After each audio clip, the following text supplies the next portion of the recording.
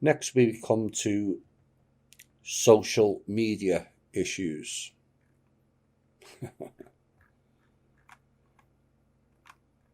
And as night follows day, we knew it was coming.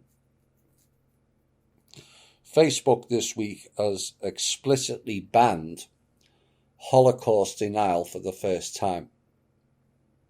And the social network said its new policy prohibits any content that denies or distorts the Holocaust. Facebook boss Mark Zuckerberg, with a silent F, wrote that he had struggled with the tension between free speech and banning such posts, but that this is the right balance. Now, 2 years ago, Zuckerberg, with a silent F, said that such posts should not automatically be taken down for, quote, getting it wrong, unquote. He said, I'm Jewish. Go figure. No shit, Sherlock. And there's a set of people who denied that the Holocaust happened. He told Recode, whoever that is, in an interview this week. And he said, I find it deeply offensive, but at the end of the day, I don't believe that our platform should take that down because I think there are things that different people get wrong. I don't think that they're intentionally getting it wrong. Now, his remarks led to a large public backlash. But on Monday, as Facebook changed its policies, he wrote that he'd changed his mind. My own thinking has evolved. I wouldn't describe you as evolved, Mr. Zuckerberg, with a silent F. As I've seen data showing an increase in anti-Semitic violence, as have our wider policies on hate speech, he wrote in a public Facebook post. But the drama, guilt and pity program that keeps running now for almost 80 years just keeps rolling on. Here's some common sense questions. Where is the Rus and Aryan Holocaust of 80 to 90 million museums?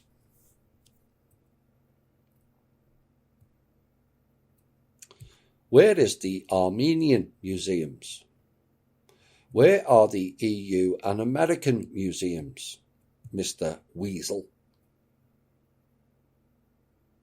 Where are the museums for the millions of death by starvation for the Africans or the Indians? And where are the museums for all the sacrificed children in the Jewish Solomon and Herod temples?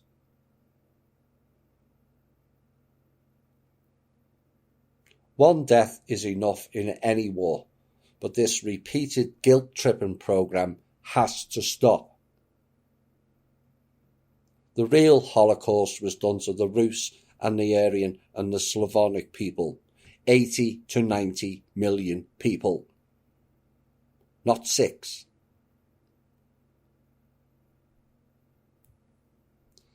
And to Mr. Zuckerberg with a silent F, the truth never fears investigation.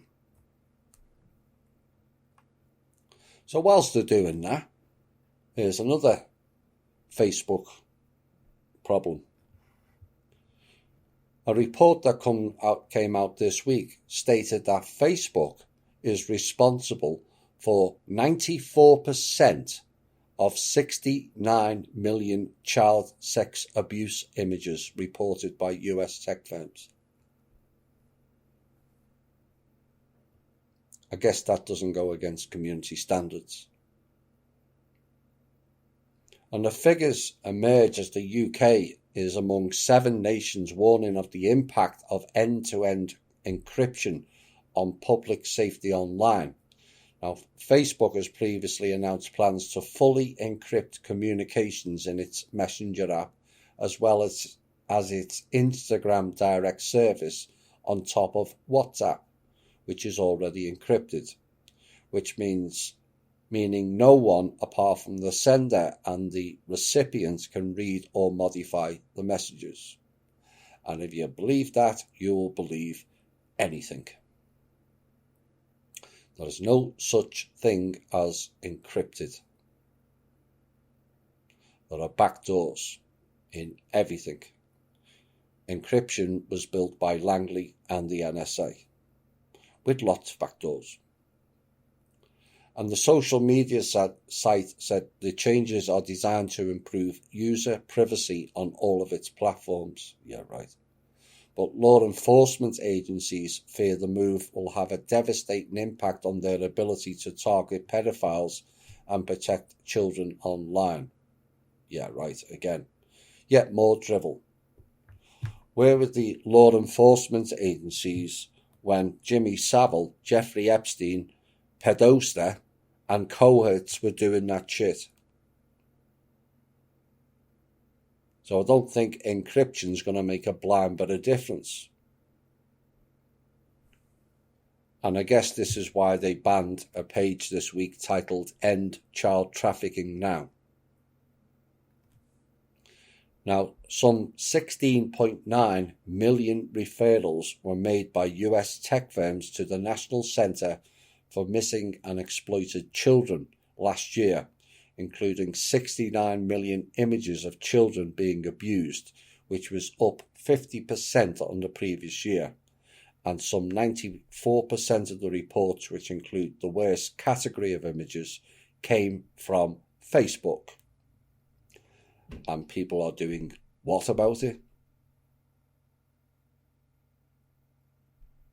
Why is it Facebook? And largely sexual images of children. It's fairly simple. Because the porn industry is run by the Jewish is why. Go and check it out for yourselves.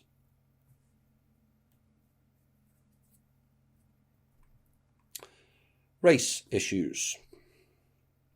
The Justice Department filed a lawsuit Thursday against Yale University alleging the school violated federal civil rights law by discriminating against Asian American and white applicants in undergraduate admissions. And in the complaint filed in a federal district court in Connecticut, the Justice Department alleged that for the past few decades, Yale's oversized, standardless, intentional use of race has subjected domestic, non-transfer applicants to Yale College to discrimination on the grounds of race.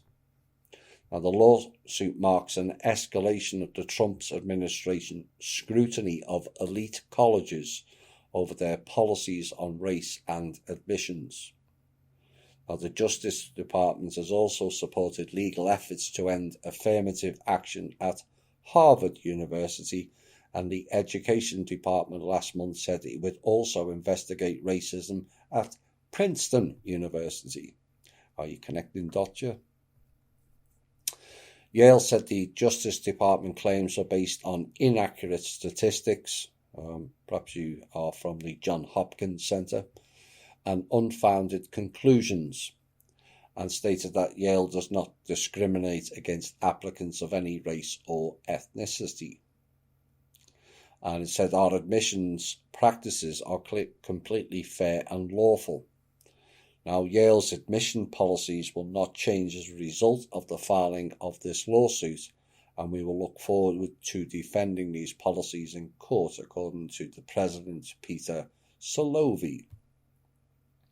But the Justice Department Division of Civil Rights said in 2017 that it would redirect resources towards probing and suing universities over their affirmative action policies, and that it was part of a broader rightward shift the division has taken under President Trump.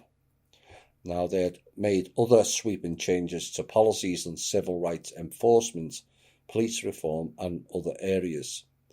But the Justice Department had begun investigating Yale in 2018 based on a 2016 complaint, which was filed with the Justice and Education Departments by a group of Asian American organizations.